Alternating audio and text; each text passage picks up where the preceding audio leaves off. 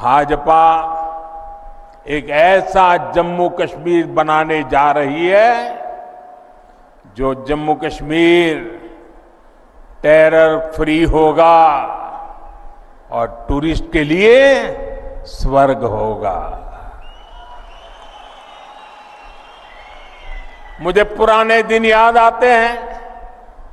यहां के लोग, खास तौर पर भद्रवाह के साथी,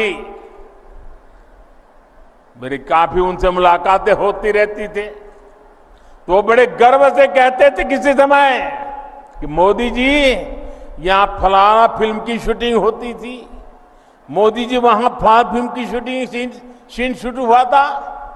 लेकिन आतंकवाद बढ़ने के बाद यहां फिल्म वालों का आना बंद हो गया। पिछले 10 वर्षों की मेहनत के बाद अब ये हालत भी बदलते नजर आ रहे हैं।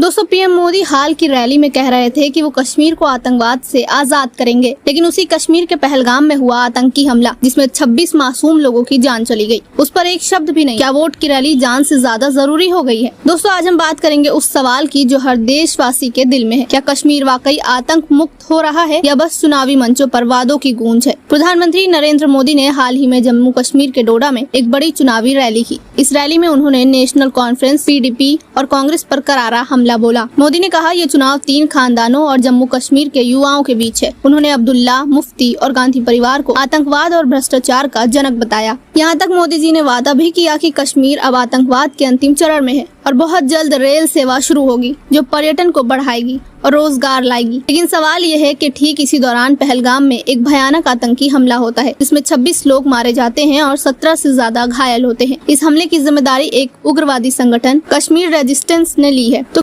लेकिन आतंकवाद बढ़ने के बाद यहाँ फिल्म वालों का आना बंद हो गया।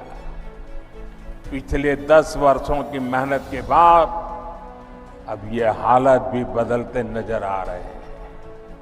यहाँ देश ही नहीं, दुनिया भर से फिल्म वाले शूटिंग करने आए। हम ऐसी व्यवस्था बना रहे हैं। यह आतंक का आखिरी चरण है या फिर हम फिर से उसी डर की ओर लौट रहे हैं जिसे हमने भुलाने की कोशिश की थी? दिलचस्प बात यह है कि इस हमले के बाद प्रधानमंत्री मोदी की ओर से इस पर कोई बड़ा बयान नहीं आया, ना ही कोई संवेदना, ना ही कोई प्रेस कॉन्फ्रेंस और ना ही कोई राष्ट्रीय शोक दिवस। सिर्फ चुनावी मंच और राजनीतिक हमले। सोचने वाली बात यह है कि क्या हम वो देश बनते जा रहे हैं जहां रैली की भीड़ इंसानी जानों से बड़ी हो गई है? मोदी जी ने रैली में कहा कि 370 हटने के बाद कश्मीर में नया युग शुरू हो चुका है, तो फिर ये हमला किस युग की याद दिलाता है? दोस्तों, सवाल सिर्फ इतना है कि क्या हम अपने नेताओं से सिर्फ वादे सुनते रहेंगे या उनसे जिम्मेदारी भी मांगेंगे? क्योंकि एक तरफ जनता मर रही है और दूसरी तरफ माइक पर वादों की गूंज है। सोचिएगा जरूर। वीडियो को लाइक करिए, शेयर करिए और कमेंट में बताइए क्या आप मानते हैं कि कश्मीर वाकई आतंक मुक्त हो रहा है या ये सिर्फ एक चुनावी जुमला है? और ऐसे ही वीडियोस के लिए चैनल को सब्सक्राइब जरूर करें।